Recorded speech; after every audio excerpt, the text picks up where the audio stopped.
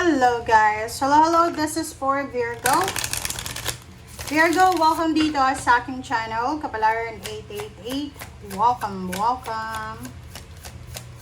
Alamin natin Virgo kung anong message para sa iyo. Distant Thunder. This is for Virgo. Next is Joy and Delight.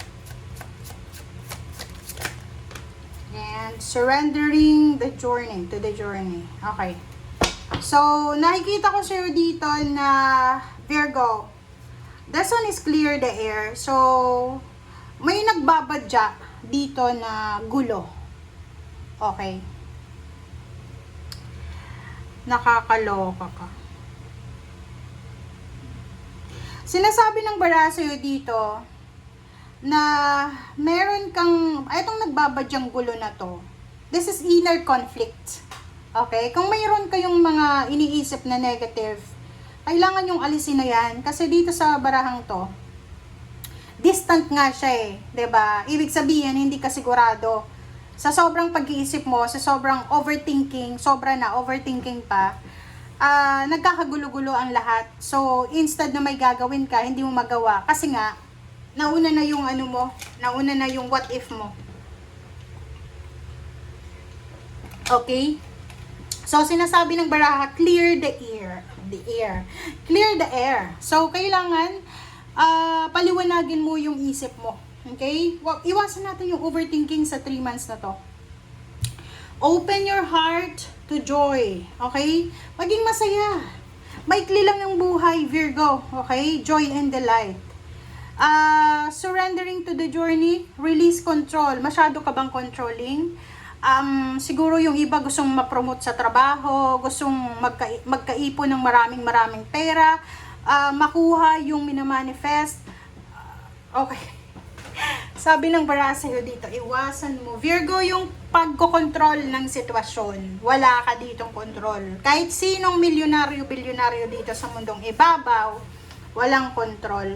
So, kailangan nating isurrender kung ano man ang meron tayo sa ngayon. Your plans, your dreams, your wishes, yourself, isurrender mo na yan. Okay?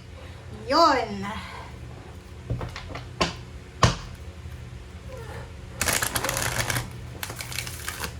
Alright. Upuan po yun. Hindi po yun akong mutot. Okay. Ganun. Okay, Virgo.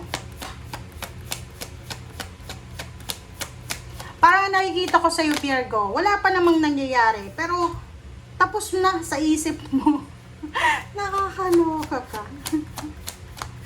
Diba? Parang ganito yon. May Virgo na ayaw magkaroon ng anak, siguro. Kasi nakafocus siya sa kanyang career.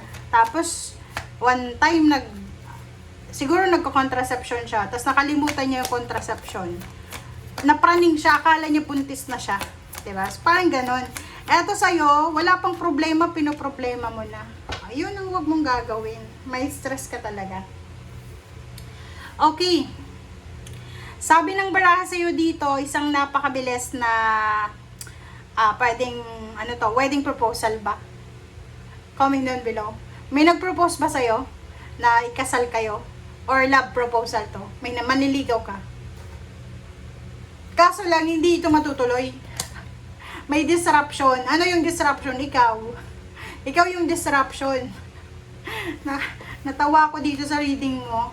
Ang nakikita ko kasi dito, parang inosenteng Virgo. Napaka-inosente. Kahit may edad na kayo, nasa 40, 50, parang inosente pa rin kayo. So, nakikita ko dito, isang napakabilis na offer, pwedeng offer of love, and then, hindi mo yun itutuloy, diba? I-reject mo agad. Mabilis mo din siyang i-reject. Kasi, magre-research ka siguro sa internet, tingnan mo ganyan, may ex siya, ganyan, baka in love pa siya sa ex niya. So, parang, nauna ka na. Hindi mo alam, 5 years na pala silang break. Diba? Parang ganun. Baka manloloko to, baka ganyan. So, ang dami mong what if, lalo na sa relationship. Sa business naman, ganun din. May naiisip kang business. Tapos, meron ka ng na-save na kapital. Tapos, mag-overthink ka na naman. Baka malugi lang, sayang yung pera, ganyan. Naloka ka talaga. Okay, door to spirit. So, sinasabi ng Bira sa'yo, lahat ng worries and fears mo, ipag-pray mo kay God, i-surrender mo kay God. Wala kang dapat na alalahanin pag sinurrender mo na. Kumbaga, isinumbong mo na. Hindi ka makapag-decide, lalo na kung tungkol ito sa love life or tungkol ito sa mga tao na gustong pumasok sa buhay mo as friends, as love life, as collaboration, or kaano pa man. Okay. Ikaw yan, thinking woman. Babae ka ba? Ang dami mong iniisip. Naka. Virgo, marami kang iniisip. Overthinking, overanalyzing, over. Okay, wala pang nangyayari, buo na sa isip mo. Ang iniisip mo dyan, may nanliligaw sa'yo. Iniisip mo, baka hindi niya na ako pakawalan. Baka asawahin niya na ako. Marami pa akong pangarap sa buhay. Parang ganon. Surrender to the will of God. Okay. Wow. Virgo, isang napakabilis na direksyon ang posibleng i-offer sa'yo ng universe na pwedeng mong pagkakitaan ng malaki. And ito ay posibleng hindi lang makakatulong sa'yo, kundi para sa family mo. Ang nakikita ko sa'yo dito, isang balita ang posibleng matatanggap mo. Ito ay tungkol sa mga blessings and good news ng mga kapamilya mo.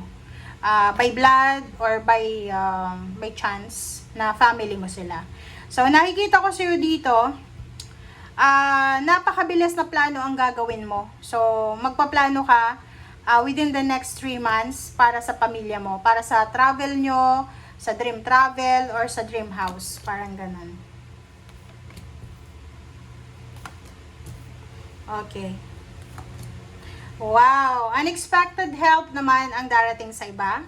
From water sign, Pisces, Scorpio, and Cancer. From earth signs, Virgo, Capricorn, and Taurus connection. Posibleng ikaw yung magbibigay ng unexpected na help, or someone na water sign ang magbibigay sa'yo ng unexpected na tulong, financial help. Okay, next. And then, eto na naman, yung overthinking mo. Nakikita ko sa'yo dito na may pinaplano kang occasion. So, maybe this is your birthday celebration.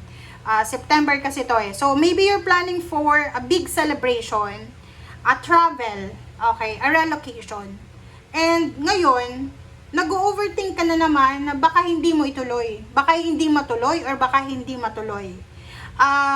Masaya ka na eh. Diba? You're excited na para dito. Tapos bigla kang mag-iisip, ay baka hindi matuloy.